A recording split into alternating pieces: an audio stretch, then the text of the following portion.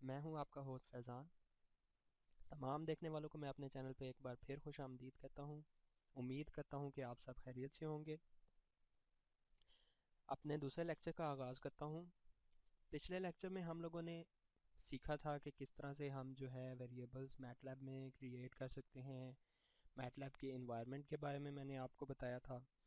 और इसके अलावा जो है हमने एडिशन देखी थी कि मैट्रिसेस की एडिशन किस तरह से होती है। अगर हम सिंगुलर मैट्रिक्स को ले रहे हैं तो उसकी एडिशन किस तरह से होगी, और वेरिएबल्स किस तरह से क्रिएट होते हैं, वर्क स्पेस क्या है, और मुख्तलिफ इस तरह की हम लोगों ने चीज़ें सीखी। आज मैं फर्दर चीज़ों को एक्सटेंड करता हूँ अपने लेक्चर दूसरे में। स्टार्ट करते हैं जी। आज के लेक्चर के जो कंटेंट्स हैं, जो मैं आज आप जिनके बारे में मैं डिस्कशन करूँगा, वो हैं जी, मैं आपको बताऊँगा कि अगर हमारे पास कोई भी गिवन मैट्रिक्स है तो उसका हम ट्रांसपोज किस तरह से ले सकते हैं। इसके अलावा हम बात करेंगे जी कि मैट्रिक्स की मल्टीप्लिकेशन किस तरह से की जाती है, और हम बात करेंगे मैट्रिक्स डिवीजन की, मैट्रिक्स सब्ट्रैक्शन की।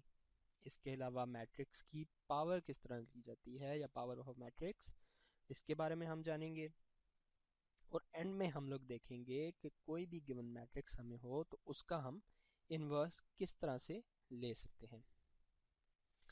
तो हम अपने पहला टॉपिक है उससे आगाज़ करते हैं जी। That is the transpose of a matrix. Transpose होता क्या है? बेसिकली ट्रांसपोज एक मैट्रिक्स की प्रॉपर्टी है कि जो कि क्या करती है जी, कि किसी भी मैट्रिक्स की रोज को कॉलम या फिर कॉलम्स को हम रोज में चेंज कर देते हैं। मैटलैब ये किस तरह से करती है, इस चीज़ को हम सिंपल एक एग्जांपल लेके चलेंगे। मैं सिर्फ एक अरे जनरेट करूँगा और उसको जो है हम उसको रोज और कॉलम को किस तरह से यानी कि आपस में इंटरचेंज करते हैं, इसको हम सिंपली देखेंगे। सबसे पहले जी मैं जनरेट कर लेता हूँ एक वेरिएबल ए के नाम से जिसकी के बॉडी के अंदर मैं कुछ एलिमेंट्स रख दूंगा। जिस तरह से जी हम इसके अंदर 3 एलिमेंट्स रख लेते हैं या 5 रख लेते हैं जी। 1 2 3 4 5 एंटर करते हैं तो मेरे पास यहाँ पे जनरेट हो गए हैं जी डिफरेंट एलिमेंट्स। एक अरे जनरेट हो गया। अभी मैं इस ये जो ए मैट्रिक्स मैंने जनरेट किया है, ए अरे जो जनरेट की है, इसका मैं ट्रांसपोज लेना चाह रहा हूँ। तो उसके लिए क्या करूँगा? सिंपल सी बात है जी। इसके लिए मैं क्या यूज़ करूँगा जी, मैं लिखूँगा ए, और इसका ट्रांसपोज हम जो मैटलैब इसको इंटरप्रेट करता है जी, वो है जी सिंगल कोटेशन से। सिंगल कोटेशन हम लगाएंगे यहाँ पे और एंटर करेंगे। तो आप देख सकते हैं कि मैटलैब ने क्या किया, मैंने इसको एक सिंगल रो की फॉर्म में जो है मैंने इसको वैल्यू दी जिसके के 5 कॉलम थे, और इसने क्या किया जी, उसका ट्रांसपोज लिया, यानी कि उसने क्या किया, एक कॉलम बना दिया और 5 रोज उसकी बना दी। तो इस तरह से हमने देखा कि किस तरह से हम मैट्रिक्स का ट्रांसपोज लेते हैं। अब लेट्स से हमारे पास कोई भी इंफॉर्मेशन है मैट्रिक्स की फॉर्म में जिसकी के मल्टीपल रोज और कॉलम्स हैं, तो उसको किस तरह से हम हैंडल करेंगे। मैं इसके लिए एक और मैट्रिक्स ले लेता हूँ जी बी के नाम से और इसकी एंट्रीज कोई भी हम रख लेते हैं 1 2 3, और इसकी सेकंड रो में रख लेते हैं जी 4 5 6, और थर्ड रो में रख लेते हैं 7 8 9। एंटर करते हैं तो ये हमारे पास बी मैट्रिक्स जनरेट हो गया। अब इसका ट्रांसपोज लेके हम देखते हैं बी, और मैं यूज़ करूँगा अगेन सिंगल कोटेशन। तो ये आप देख सकते हैं जी कि 1 2 3 पहले ये क्या था जी, हमारे पास कॉलम की फॉर्म में लिखा हुआ था। अब ये हमारे पास रो की फॉर्म में आ गया यहाँ पे। ठीक है जी। तो इस तरह से हम मैट्रिक्स का ट्रांसपोज लेते हैं। फर्दर मूव करते हैं जी मैट्रिक्स मल्टीप्लिकेशन की तरफ। मैट्रिक्स मल्टीप्लिकेशन की अगर बात की जाए तो मैट्रिक्स मल्टीप्लिकेशन में हमारे पास दो चीज़ें आ जाती हैं। एक होती है जी हमारे पास स्केलर मल्टीप्लिकेशन, और एक होती है हमारे पास मैट्रिक्स मल्टीप्लिकेशन। मैट्रिक्स मल्टीप्लिकेशन क्या होती है जी, कि हमारे पास दो मैट्रिक्स हों, अगर गिवन मैट्रिक्स जिनकी के डायमेंशंस सेम हो, तो उनको हम इस तरह से आपस में मल्टीप्लाई करते हैं कि पहले का रो उसको दूसरे के कॉलम के साथ, और इसी तरह से यानी कि फर्दर पहली रो पहला कॉलम, दूसरी रो दूसरा कॉलम, इस तरह से करके हम जो मल्टीप्लिकेशन करते हैं इसको हम कहते हैं जी मैट्रिक्स मल्टीप्लिकेशन। तो इसको हम करके देखते हैं। सबसे पहले ये किस तरह से होती है। इसके लिए मुझे दो मैट्रिसेस चाहिए होंगे जी। एक तो हम लोगों ने जनरेट कर लिया जी बी, और सेम डायमेंशन का क्योंकि हमें मैट्रिक्स चाहिए तो मैं एक और मैट्रिक्स ए के नाम से जनरेट करता हूँ जिसकी की डायमेंशन सेम होगी, और मैं इसकी वैल्यूज़ भी सेम रख लेता हूँ ताकि हमें देखने में आसानी हो, समझने में इसको। 1 2 3, या फिर एक और तरीका आपको बताता हूँ, बजाय इसके कि हम लोग दोबारा से इसकी वैल्यूज़ लिखें, मैं कह देता हूँ जी ए इक्वल्स बी, यानी कि ए मैट्रिक्स भी बी की तरह हो जाए। जो वैल्यूज़ बी मैट्रिक्स के अंदर हैं वो सारी की सारी वैल्यूज़ ए मैट्रिक्स के अंदर भी शिफ्ट हो जाएं। तो मैं क्या करूँगा, सिंपल असाइन करूँगा ए इक्वल्स बी, एंटर करते हैं। तो आप देख सकते हैं जी कि जो एंट्रीज हमारे पास बी मैट्रिक्स के अंदर थी वही सेम एंट्रीज हमारे पास ए मैट्रिक्स के अंदर भी आ गई हैं। अभी हम इसकी मल्टीप्लिकेशन की तरफ जाते हैं। मल्टीप्लिकेशन के लिए मैं एक और वेरिएबल यूज़ करता हूँ जी सी, जो कि क्या करेगा जी, इस मल्टीप्लिकेशन के रिजल्ट को होल्ड करेगा। तो मैं लिखता हूँ ए, और मल्टीप्लिकेशन के लिए हम यूज़ करते हैं जी स्टैरिक ए स्टैरिक बी। अब एंटर करते हैं जी इसको। तो आप देख सकते हैं जी इसने क्या किया है जी, पहली रो को पहले कॉलम से मल्टीप्लाई किया है, ठीक है। ए के पहली रो को बी के पहले कॉलम के साथ मल्टीप्लाई किया है, इसी तरह सेकंड के साथ, इसी तरह थर्ड के साथ, और ये कॉरस्पॉन्डिंग हमारे पास एक मैट्रिक्स जनरेट हो गया। अच्छा, अभी बात की जाए अगर हमारे पास स्केलर मल्टीप्लिकेशन की बात की जाए तो वो किस तरह से होगी। स्केलर मल्टीप्लिकेशन क्या होती है कि बेसिकली हम एक सिंगल वैल्यू लेते हैं और उसको पूरे मैट्रिक्स के साथ मल्टीप्लाई कर देते हैं। तो हम इसको पहले सिंपल वे से देखते हैं जी। मैं लिखता हूँ जी सी इक्वल्स ए स्टैरिक, और मैं इसको मल्टीप्लाई करना चाह रहा हूँ जी, लेट से मैं इसको 2 के साथ मल्टीप्लाई करना चाह रहा हूँ। एंटर करेंगे तो आप देख सकते हैं जी कि ए मैट्रिक्स की हर एक एंट्री जो है, हर एक एलिमेंट जो है वो 2 के साथ मल्टीप्लाई हो गया। इस चीज़ को हम एक और तरीके से भी कर सकते हैं, और वो तरीका क्या है जी, कि हमारे पास दो अगर गिवन मैट्रिसेस हैं और हम ये चाहते हैं जी कि जो मल्टीप्लिकेशन है वो मैट्रिक्स मल्टीप्लिकेशन ना हो, बल्कि हम ये चाहते हैं कि जो दोनों मैट्रिसेस के एलिमेंट्स हैं हर एक एलिमेंट दूसरे एलिमेंट के साथ सिंगुलर होके मल्टीप्लिकेशन उसकी हो। तो वो किस तरह से हम करेंगे जी, इसके लिए भी अगेन मैं सी लिखूंगा, सी वेरिएबल को यूज़ कर रहा हूँ मैं।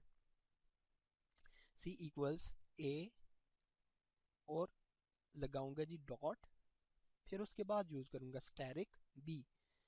नोट कर लें जी कि मैंने क्या किया है, ए के बाद डॉट लगाया पहले, उसके बाद दोबारा से स्टैरिक, स्टैरिक फॉर मल्टीप्लिकेशन, और डॉट ये इस चीज़ को बताता है कि ये जो मल्टीप्लिकेशन होगी ये एलिमेंट बाय एलिमेंट होगी। एंटर करते हैं तो आप ये देख सकते हैं जी कि क्या हुआ है अभी ए और बी के दरमियान, ए और बी में कौन कौन सी हमारे पास एंट्रीज मौजूद थी जी, 1 2 3 4 इस तरह से करके, यानी कि ये सारी थी। इसने क्या किया, 1 को 1 से मल्टीप्लाई किया 1, 2 को 2 से मल्टीप्लाई किया 4, 3 को 3 से मल्टीप्लाई किया 9, और इसी तरह से बाकी एंट्रीज को भी इसने मल्टीप्लाई कर दिया है। तो ये बात होगी जी हमारे पास मैट्रिक्स मल्टीप्लिकेशन की, कि किस तरह से हम मैट्रिक्स की मल्टीप्लिकेशन करते हैं, किस तरह से कोई स्केलर हमारे पास गिवन हो तो उसके साथ हम उसको मल्टीप्लाई कर सकते हैं, या फिर अगर हमारे पास दो मैट्रिसेस गिवन हो और हम चाहें कि एलिमेंट बाय एलिमेंट की मल्टीप्लिकेशन हो तो उसको हमने देखा। अभी हम बात करते हैं जी मैट्रिक्स डिवीजन की, कि मैट्रिक्स की डिवीजन किस तरह से होती है। तो इसके लिए अगेन मेरे पास मैट्रिसेस मैं ऑलरेडी जनरेट कर चुका हूँ जी ए और बी के नाम से, तो मैं इन्हीं को ही यूज़ करूँगा। और डिवीजन किस तरह से होगी जी, अगर आप मैट्रिक्स डिवीजन की बात करते हैं तो मैट्रिक्स डिवीजन के लिए जी कमांड यूज़ होगी ए इक्वल्स सी इक्वल्स ए। मैं इसके लिए इस तरह से करता हूँ जी, और कोई ले लेते हैं मैट्रिसेस ताकि थोड़ी सी डिवीजन में आप लोग को अच्छे से समझ आ जाए। मैं कहता हूँ जी ए मेरे पास इक्वल है जी, ए इक्वल्स 2 4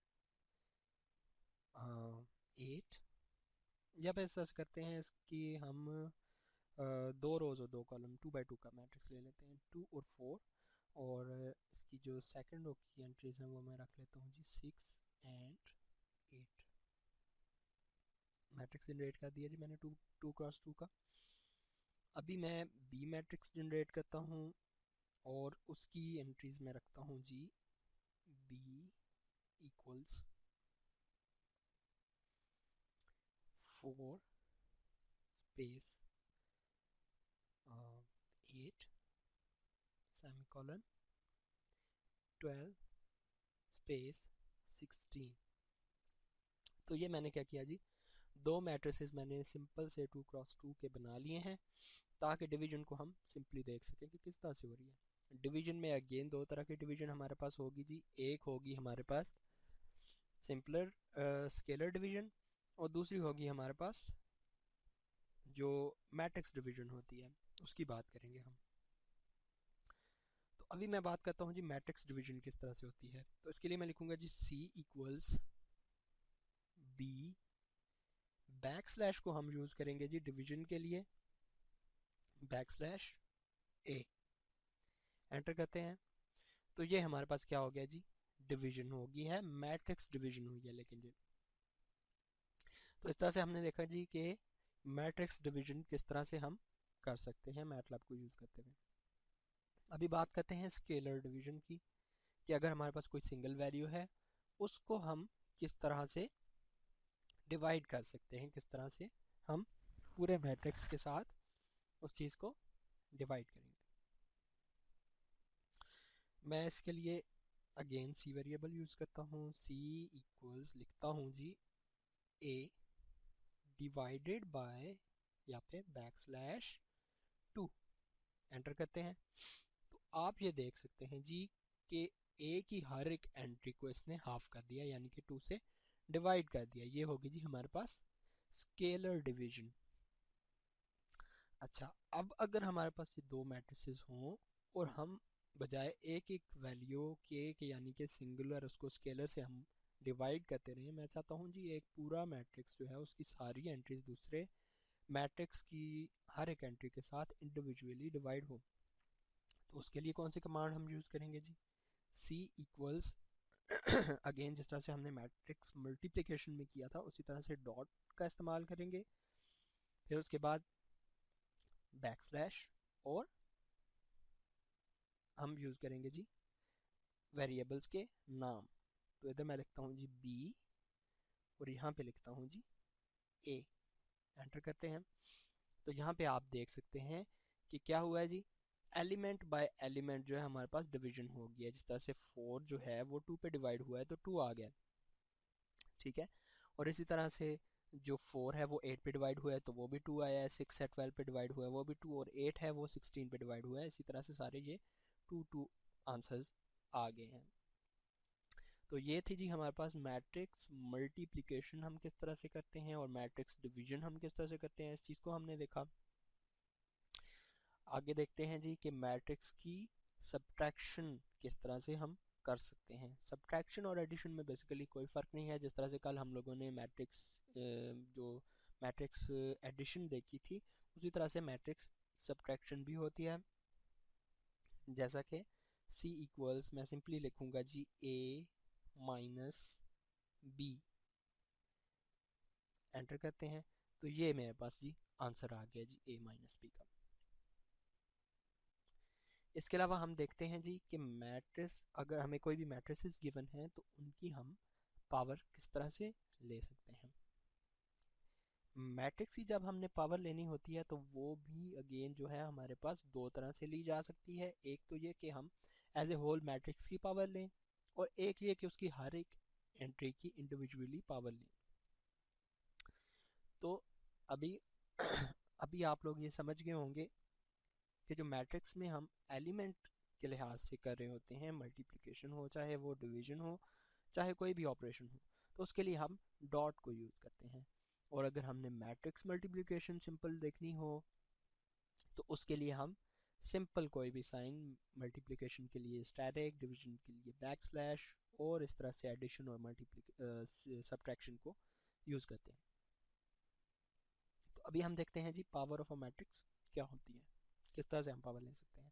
अगर हमारे पास जो ए मैट्रिक्स है उसको हम दोबारा से कॉल करते हैं जी। दोबारा कॉल करने के लिए क्या करेंगे जी, लिखेंगे ए और एंटर कर देंगे, तो ये हमें बता देगा कि ए के अंदर इस वक्त क्या क्या चीज़ें मौजूद हैं।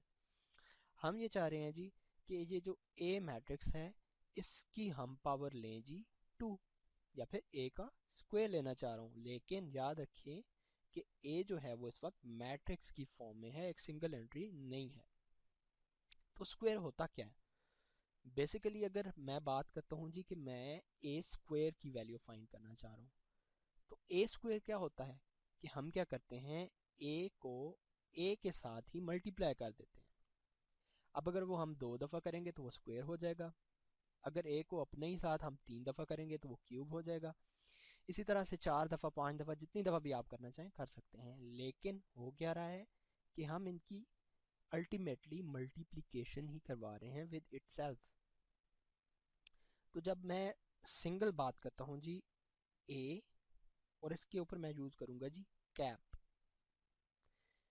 कैप जो है ये पावर लेने के लिए मैटलैब में हम यूज़ करते हैं।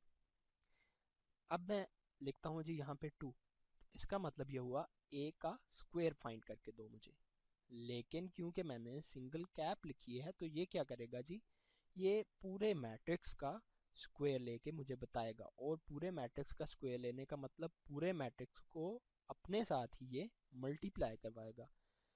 तो इसका मतलब ये हुआ कि हमारे पास मैट्रिक्स मल्टीप्लिकेशन बैक एंड पे हो रही होगी। तो इसको हम देख लेते हैं, एंटर करते हैं जी, ये हमारे पास रिजल्ट आ गया जी कि ए का इसने स्क्वायर लिया है। अब 2 का स्क्वायर 28 तो नहीं होता, आप सोच रहे होंगे कि ये क्यों आया है, ये इसी वजह से आया है कि इसने मैट्रिक्स मल्टीप्लिकेशन की है। तो मैट्रिक्स मल्टीप्लिकेशन किस तरह से की है इस चीज़ को वेरीफाई हम कर लेते हैं जी। मैं सिंगल लिखता हूँ जी ए स्टैरिक ए, एंटर करते हैं, तो आप देख सकते हैं कि ये जो ए का स्क्वायर लिया है और ये जो ए स्टैरिक ए लिखा है ये दोनों वैल्यूज़ सेम है। इसका मतलब ये जो है ये मैट्रिक्स मल्टीप्लिकेशन ही हुई है, ठीक है। अभी हम बात करते हैं जी कि हम अगर इंडिविजुअली हर एंट्री का स्क्वायर लेना चाहें तो वो किस तरह से ले सकते हैं। तो उसके लिए मैं लिखूंगा जी ए डॉट कैप और 2। तो अब क्या है, ये डॉट जो है ये बता रहा है मैटलैब को कि अब उसने जो स्क्वायर लेना है ए का वो पूरे मैट्रिक्स का नहीं लेना, वो उसने एंट्री बाय एंट्री लेना है। एंटर करते हैं, तो ये आप देख सकते हैं जी ए मैट्रिक्स के अंदर एंट्री मौजूद थी जी 2 4 6 8, और उनके स्क्वायर्स हैं जी 4 16 36 और 64। तो इस तरह से हम जो है मैट्रिक्स की पावर जो है वो ले सकते हैं एलिमेंट बाय एलिमेंट और एज ए होल। एंड में बात करूंगा जी मैं कि मैट्रिक्स कोई भी हमें गिवन हो तो उसका हम इन्वर्स किस तरह से ले सकते हैं, ठीक है जी। मैट्रिक्स का इन्वर्स किस तरह से लेते हैं जी, आम लैंग्वेज में अगर बात की जाए तो उसके लिए हम लेते हैं जी पहले मैट्रिक्स, जो भी हमें गिवन मैट्रिक्स होता है उसका हम लेते हैं एडजॉइंट, और फिर उसके बाद लेते हैं जी उसका डिटर्मिनेंट, और फिर दोनों को डिवाइड कर देते हैं। और इसके लिए कंडीशन ये होती है कि जो डिटर्मिनेंट है मैट्रिक्स का वो ज़ीरो ना हो, क्योंकि अगर वो ज़ीरो होगा तो हमारे पास जो रिज़ल्ट है वो इनफाइनाइट आ जाएगा, क्योंकि किसी भी चीज़ को जब हम ज़ीरो से डिवाइड करते हैं तो वो इन्फिनिटी के इक्वल होती है। लेकिन मैटलैब में हमें अलग से इसका एडजॉइंट और इसका डिटर्मिनेंट लेने की कोई ज़रूरत नहीं है। हम सिंपली क्या करते हैं जी, कमांड यूज़ करते हैं इन्वर्स की, और वो हमें इन्वर्स कैलकुलेट करके दे देता है। जैसा कि मैं ए मैट्रिक्स को दोबारा से कॉल करता हूँ जी, ए मैट्रिक्स के अंदर इस वक्त ये एंट्रीज मौजूद है, मैं चाहता हूँ जी मैं ए का इन्वर्स फाइंड करूँ, तो वो मैं किस तरह से कर सकता हूँ जी, ए इक्वल्स मैं लिखूँगा I N V for inverse, आगे मैं यूज़ करूँगा जी पैरेंथेसिस, ठीक है जी, सिंपल ब्रैकेट यूज़ किया मैंने, और इसके अंदर मैं लिख रहा हूँ जी कि मैंने किस चीज़ का लेना है जी इन्वर्स। मैं कहता हूँ जी कि ए के अंदर स्टोर हो जाए जी बी का इन्वर्स, या फिर सिंपल इसको भी कैंसिल करते हैं, सिंपल लिखता हूँ जी आई एन वी ऑफ ए, के यानी मुझे ए का इन्वर्स कैलकुलेट करके दिखा दो। एंटर करते हैं, तो ये मेरे पास इसने कुछ वैल्यूज़ दे दी हैं जी, ये इसने किया है ए का इन्वर्स कैलकुलेट करके मुझे दे दिया। तो इस तरह से आज के लेक्चर में हम लोगों ने जाना कि किस तरह से हम मैट्रिसेस की मल्टीप्लिकेशन कर सकते हैं, उनको ऐड किस तरह से कर सकते हैं, सब्ट्रैक्ट किस तरह से कर सकते हैं, मैट्रिक्स का इन्वर्स लेना हो वो कैसे हम लेते हैं। इसके अलावा हमने देखा कि किसी गिवन मैट्रिक्स का ट्रांसपोज किस तरह से लेते हैं। तो आज हम लोगों ने चीज़ों को फर्दर एक्सटेंड किया है। जैसा कि मैं अपने पिछले लेक्चर में कह चुका हूँ कि मैं बिल्कुल सिंपल सी चीज़ें लेके चलूँगा ताकि आप लोगों को बेहतर अंदाज में समझ आ सके, क्योंकि जब चीज़ें सिंपल वे में आप समझ लेते हैं तो डिफ़िकल्ट चीज़ें भी इजी हो जाती हैं। उम्मीद करता हूँ कि आप लोग को आज की वीडियो पसंद आई होगी। अगर आप लोग को मेरी आज की वीडियो पसंद आई है तो प्लीज़ मेरे चैनल को सब्सक्राइब कीजिएगा, वीडियो को लाइक कीजिएगा। आप लोगों की अगेन अगर कोई भी क्यूरी है किसी किस्म का लेक्चर के हवाले से, कोई भी क्वेश्चन है या कोई चेंज चाहते हैं तो प्लीज़ मुझे उसके बारे में इन्फॉर्म कीजिएगा। आपकी पॉजिटिव फीडबैक का मैं हमेशा इंतज़ार करूँगा और आप लोग को वेलकम करूँगा कि आप मेरे चैनल पे आएँ और कमेंट करें। अपना ढेर सारा ख्याल रखिएगा। बहुत सारी दुआओं के साथ आपका होस्ट फैज़ान आपसे इजाज़त चाहता है। इंशाल्लाह नेक्स्ट लेक्चर में मज़ीद आपके लिए इन्फॉर्मेशन लेके आऊँगा। तब तक के लिए अपना ख्याल रखिएगा। अल्लाह हाफिज़।